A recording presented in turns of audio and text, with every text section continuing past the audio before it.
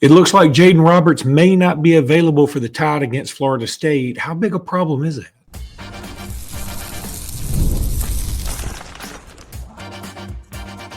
You are Locked On Bama, your daily podcast on the Alabama Crimson Tide. Part of the Locked On Podcast Network, your team every day. Hey, everybody. Welcome back into Locked On Bama, HSA Radio Network's Luke Robinson. That's me. Alabama Internet legend Jimmy Stein. That's him. I want to thank you every day for being here every day. Thank you, newbies, for being here today. And thanks for everybody for making this your first listen every single day. You guys are the best. So, Jimmy, Jaeden Roberts, big offensive lineman, huge part of Alabama's Joe Moore Watch Award. Actually, I don't think Joe Moore does a watch list or whatever. I don't think they do, because they probably don't. They should. Well, they sort of should. No, they don't. In fact, I heard this the other day because somebody was talking about it, and they said that the reason they don't, he was like, we'd have to do 136 watch lists. I mean, all teams would be on watching them all. Yeah, which I think should be the case for everybody. They do their award so much better than all the others. You can trust. Oh yeah. They spend a lot of time with the best offensive line experts. As a matter of fact, I think they involve all the offensive line coaches across the country in putting together their list in terms of like asking Alabama. I mean, who do you think? Who's the best offensive line you've seen this year? And that sort of thing. Yeah. No, I'm with you.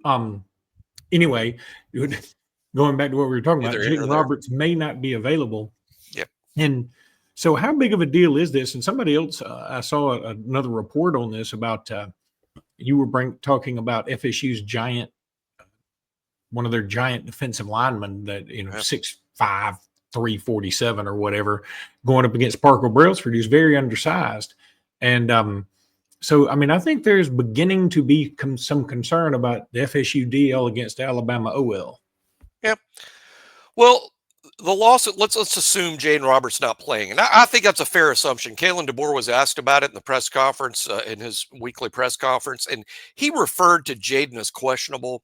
But I think based on how much time he's missed with the concussion protocol stuff, I think, that it's less likely that even Kalen DeBoer said. I just don't anticipate now seeing Jaeden Roberts this Saturday. So how big a loss is it? It is a loss because, in my opinion, and feel free to feel differently, but in my opinion, a completely healthy 100% Jaeden Roberts is a better football player than Geno Vandermark. And I don't mean that as a slight to Geno. I mean it as a compliment to Jaden. I think Jaden's really good when he's healthy, but he's not, and he can't go.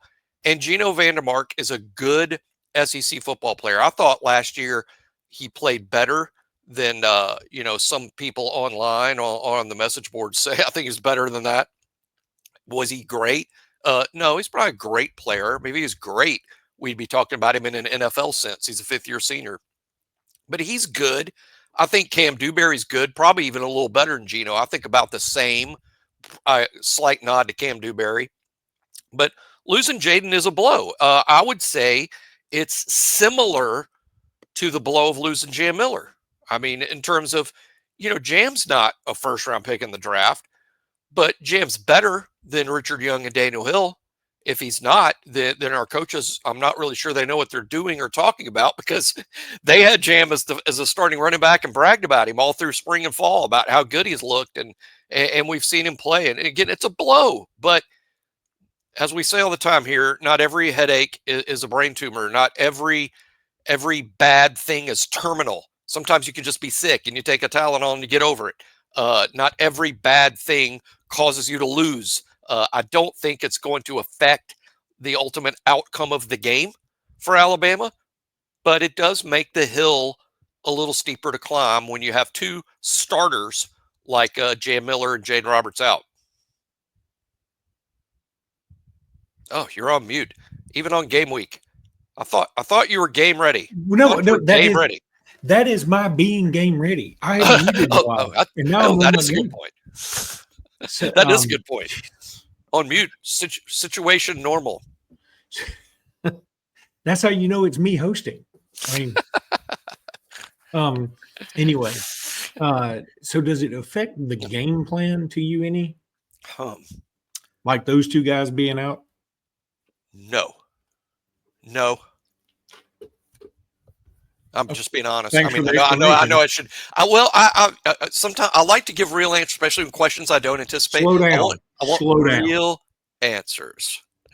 So real answers. No, I don't think it affects the game plan at all. There's nothing better for a podcast than one-word answers.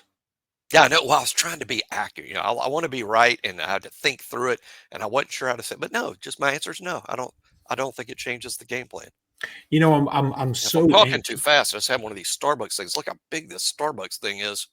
I'll be talking is fast for 3 hours. I'm so anxious to get to predictions. I really am. I'm fighting every urge to predict now, because I'm just so excited about getting there. Yeah.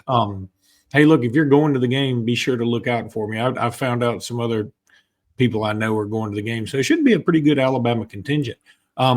Outside of those two guys, though, Jimmy, any other injury talk?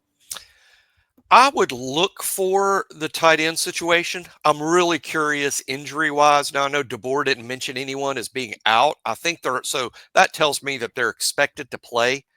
But Danny Lewis has been banged up the spring and the fall. Josh Cuevas has been banged up. Those are the two lead guys, right?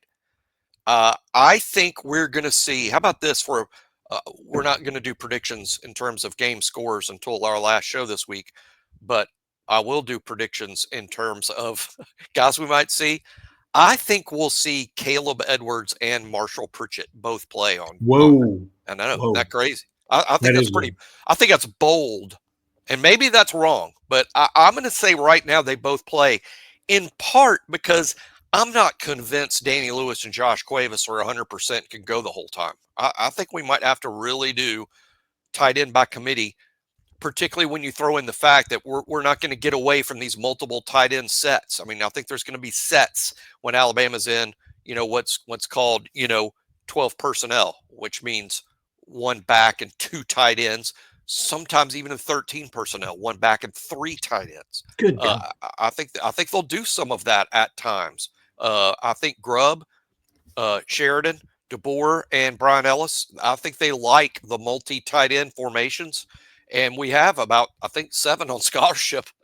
And I think they have some level of confidence in all of them. But you asked about injuries, and I do think Danny Lewis and Josh Cuevas, I'm not personally convinced they're at 100%. And I think we see a bunch of tight ends play as a result of it. But we will see 87 and 80 out there. That's Danny and Josh. I shouldn't say that. Wow, I would love to see Caleb Edwards and Marshall Pritchett out there 100%. I mean, I'm down. Caleb Edwards, look, for whatever reason, he has been sort of the recent talk. He's been sort of the recent thing. My guy, Charlie Potter, my boy, my guy, Charlie Potter, said the freshman that he's second most excited about behind the obvious answer of Dejon Lee is Caleb Edwards. Wow. And and it's hard for me to imagine Marshall Pritchett's not playing, because he's one of to me, Marshall Pritchett is Cuevas. He's the freshman version of the senior Cuevas. So if you're going to use Cuevas at 100%, Pritchett to me is just the better substitution for Cuevas than the other guys. He's the one most like him to me. Cuevas does sound something like a variation of COVID, doesn't it? Jimmy couldn't make it to work today. He's got Cuevas. A little bit. A little bit. I was thinking more tequila, but isn't there what's the tequila? Cuervo. Jose Cuervo. Yeah. Cuervo. I think of tequila, but I think of tequila often. Yeah, that's one of my favorite books, Tequila Markenberg. But anyway, so Jimmy, really quickly, you met before we go to break, sort of not in line with what we've been discussing. You got to meet Alabama basketball legend, and I got a quick story once you tell everybody who it is. Yeah, I met James Hollywood Robinson last night. It was really cool for me because even with all the Nate Oates success and the Brandon Millers and Herb Jones and all the players during the Gottfried era that were so spectacular, I can't help but go back to my own college days, and my personal favorite player in Alabama history is James Robinson. So it was really cool to to meet him last night, and cool guy, living in Mobile. By the way, living in Mobile, Really? Alabama now full time. What's he doing? I'm not sure. Well, I asked him how many points he'd score in the Oats. I said, "How many points do you think you'd score in this Oats offense?" What did he say? He 100? kind of shrugged his shoulders a little bit. I said, 45? And he's like, it'd be a lot. I don't know, it'd be 45, but it'd be a lot. Yeah. He's like, I would like not to get in trouble for shooting threes. So the coach I played for at Alabama, I'd make a three and have to sit down on the bench. Just FYI, back when I was at Alabama, Hollywood was there, and I beat him in a game of 21, just me and him. No way. Now, I get the sneaky suspicion he wasn't going all out. I'm just saying. That's a heck of a claim to fame, though. But I think what had happened was he was like, he maybe went up a little bit early, and then I just got hot, and he was sort of like, this dude can't hit that, and he just wasn't playing defense. And if I remember correctly, I hit sort of a nutty, he was playing good defense shot. I never should have made it. Complete luck to end it. And I was like, I'm never going to forget this moment. He has probably forgotten it, and he would probably say it never happened. But I'm here to tell you it happened. So I couldn't be more stunned. It was my greatest accomplishment at the University of Alabama. Put me on mute. I could not be more stunned. And again, I wholeheartedly admit there is 0.00% chance if he were trying the whole game that I would win that game. I might not break 2 points. I might not. But because I think he was sort of screwing around, and it's sort of like the tortoise in the hare. I mean, you're taller than James by 2 or 3 inches, probably, right? Maybe. Yeah. Again, it's the tortoise and the hare. The hare was sort of screwing around. Next thing you know. Anyway, there we go. But yeah, I was going to tell you something else about Hollywood. It doesn't matter. Let's go to a break. All right, let's talk a little FanDuel because it's today. Today's the day. Today right? is August 26th, officially FanDuel Futures Day, a brand new holiday for football fans who live for bold predictions and preseason hunches. For just 24 hours, FanDuel is giving you deals on NFL season predictions. So whether you're calling your MVP, eyeing a long shot division winner, or ready to crown your Super Bowl champ before week 1 even kicks off, this is your moment. If you want to go take a flyer on who the MVP is going to be, I mean, it can be anybody. How about Amari Cooper, who just signed with the Raiders? Lamar would be a good one.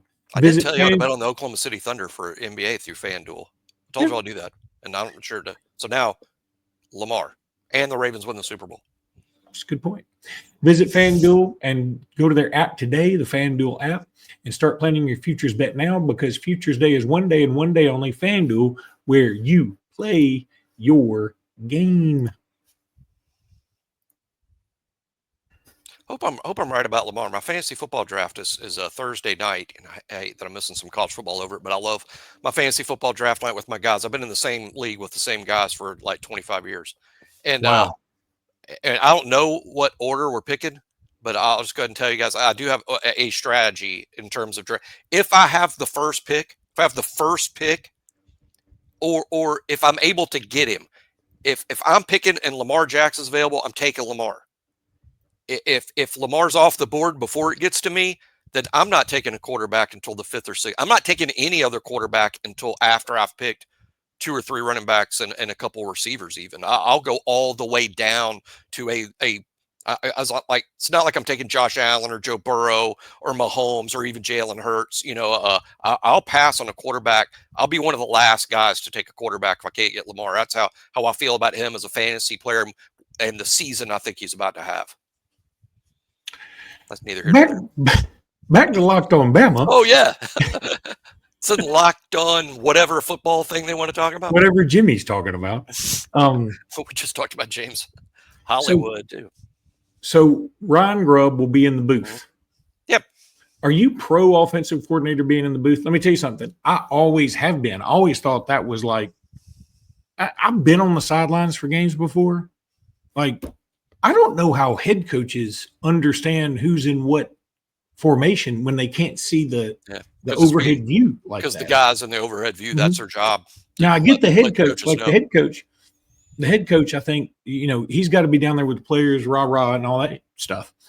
But the offensive coordinator and defensive coordinator, I think, has got to be more rah.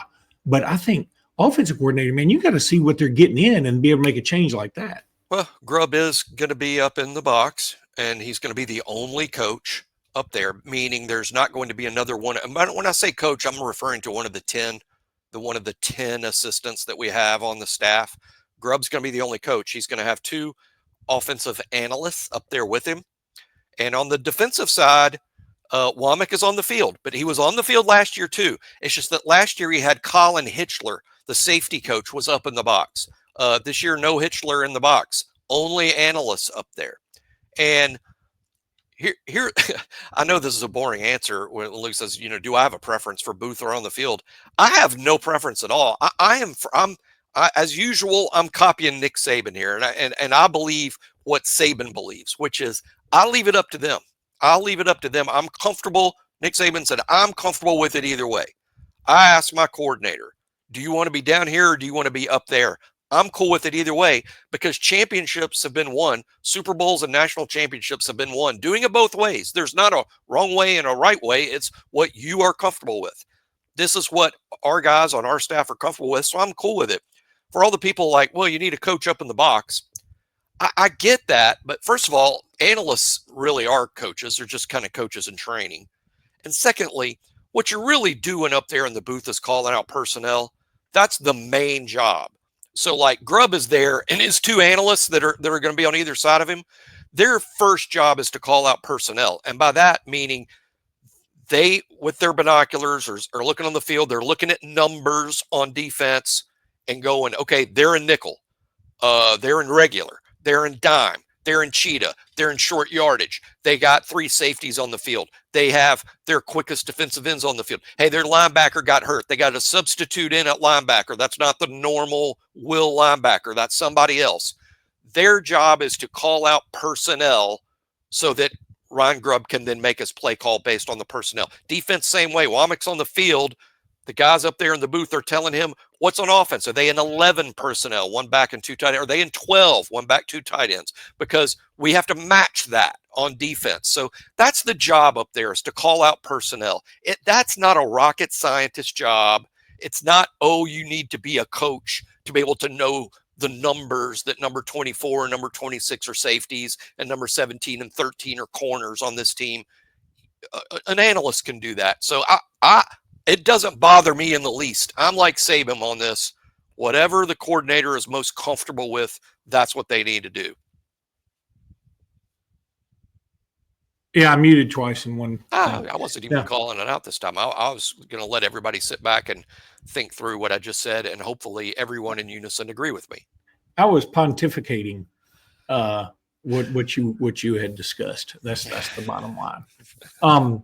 But no, I'm pro offensive coordinator in the booth. I just think it's so important to be able to see the formations and see our formations, not just the defensive ones, and know what to go against, but to make sure our guys are getting in the right spot. So I think that's crucial. I'm glad to hear he's going to be in the booth. He's up there. And how cool is it, though, that it's part because of the new setup? One thing I do like about this setup as it relates to Alabama, Grubb in the booth, calling the plays, but Nick Sheridan's on the field. Last year Sheridan was in the booth calling plays. This year Sheridan's on the field, and I like how Nick Sheridan can spend time with Ty Simpson that way. I mean, Nick Sheridan's with Ty on the bench. How many shots of, by the way, it bothered me greatly, and God, let's not get into this again, but Jalen Milroe, especially when games weren't going well, he seemed to sit on the bench, and there were so many shots of Milroe sitting on the bench by himself, particularly when things weren't going well. And I hated that look. This year, you got Nick Sheridan on the field with his quarterback, and he'll constantly, have his arm around him and going over things and going over the iPad. That's just a much better look for me and keeps the quarterback engaged. Yep, I'm 100% on board with you.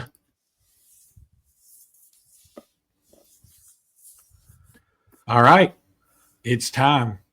I mean that literally and figuratively. Guys, you probably heard of Viagra, Cialis. Maybe you've even tried them. But if you're looking for something beyond the usual pill, it's time to meet Rugiet Ready.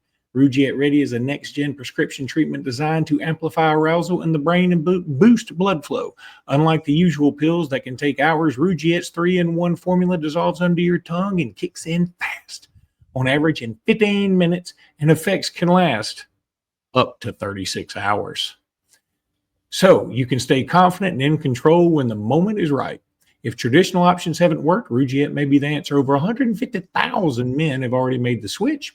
Head to Rugiet.com/LockedOnCollege and use code LockedOnCollege to get 15% off a day. That's Rugiet.com/LockedOnCollege. That's RUGIET.com/LockedOnCollege and use promo code LockedOnCollege for 15% off.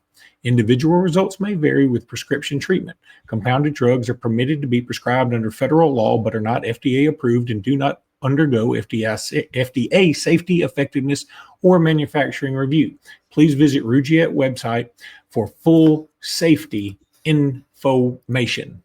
This is Jimmy Stein guarantee. It's amazing Right. they can do. It's amazing they can do that arousal in pill form. When we were growing up, it was Victoria's Secret catalog. Vogue. What was Costanza in the famous episode on Seinfeld? Look, I think it was a Cosmo, or was it Vogue? Yeah. Was Costanza flipping through a Cosmo? When I was about that age, Good Housekeeping would have worked. But anyway, Yeah, the cover girl was Alice on Brady Bunch. So many jokes. Okay, so what are the keys for victory? Don't give me a prediction yet. That's saving that for later. No, we're saving that. Saving that plum for later. But what would you do for the game plan this weekend? Well, we talked about in the last show in terms of offensive play calls, whatever Ty's comfortable with. I want it scripted, and I want Ty to have major input on the plays he feels most comfortable with, because I think establishing Ty's confidence early in this game is big. And along those same lines, what Kalen DeBoer said at his press conference, we've got to get off to a better start offensively in these road games.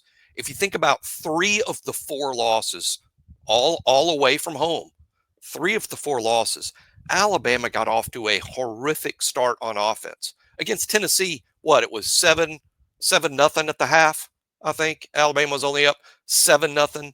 Against Oklahoma, the start was terrible. Against Michigan, the start was worse because you're just giving too many opportunities to the other team to score. You've got to get off to a better start offensively in these road games. I think it's a huge key.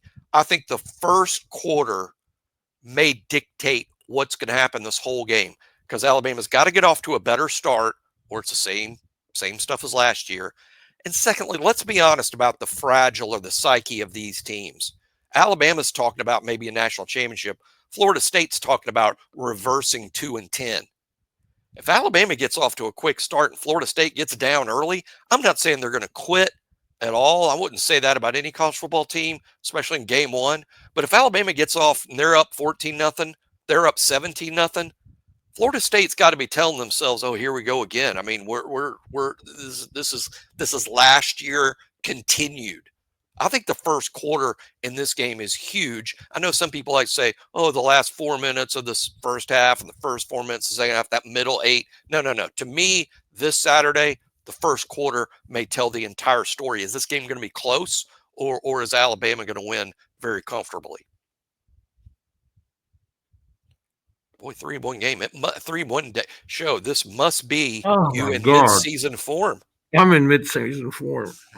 I got so much going on. I'm like, you needed. I've got so much going on. I'm just like stressed. I'm so excited. I got a lot of stuff going on. You needed this. Anyway. I am not Rugiet ready. I was going to say you need that pill. You need that pill, or this wheelbarrow full of Starbucks I drank before the show started. It's got me talking 100 miles an hour. Do you want the ball first or not? Yes, I do too. I do, and I normally want to go the other way. See, I think you put your dominant I like starting the game with your best unit on the field. That's what I like doing, kind of to establish dominance early, best unit. This game, I don't feel that way. I want Ty Simpson excited and confident. And I think it's just vital, not just for this game, but for Ty going forward. So, yeah, let's put Ty out there and let's run plays Ty is very comfortable with and have some success early. Yeah, I think I want that too. And the reason is, like, even you run the risk of doing a 3 and out or something like that and sort of hurting Ty's confidence potentially. Or a turnover. Or a turnover. I mean, I think it's more likely to go 3 and out, but who knows? Statistically, yes. But I just feel like that's the one thing we can do. If we had just a good drive, I said a couple of podcasts ago, what I want to do is just start out with a bomb. I felt that way a few days ago. I don't feel that way anymore. I'd like a long, steady, ego-devouring drive. Yeah. That sort of just, they go, here we go again kind of moment. 10 plays, 75 yards, 5 throws, 5 runs. I want Thomas Castellanos playing from behind, not playing ahead. Yes. You get them out of their game plan. You know what the game, they're gonna zone read us to death. They're gonna RPO us to death. They're gonna want us to have a spy on Castellanos to over defend the run plays and hope that it produces some cheap scores in the pass game because you've over defended the run. Gus wants to spread you out and make plays on the perimeter. I think on the defensive side, secondary tackling is huge. You got your DBs have to tackle well in this game because if the DBs don't tackle well, it's a big play. But I like the makeup of Alabama's DBs here, Bray Hubbard and Keon Sabb. I think they both are good tacklers. And, whenever you run all these plays outside, the RPO type plays, which could result in pitches outside, I think a lot of people think, tackling on the perimeter is big. And of course it is. But really, when you're defending a team that runs that type offense, where you need to be really good defensively is right up the middle. You need to dominate the middle of the field. You need to Tim Keenan and the 2 inside linebackers and Sabb and Bray in the middle, Bray Hubbard in the middle. They've got to send the message to Florida State that the middle is no man's land. You're not making any yardage between the tackle. If you're going to make a play, it's going to have to be outside where the sideline becomes your friend if you're Alabama. So that's how you defend that, sort of be dominant in the middle and just make that you're not getting yards there. All right, just FYI, tomorrow, very special guest on the show. Yeah. You will want to turn in. We're not telling you who it is. You just got to wait and see. So until then, roll tide, everybody. Roll tide.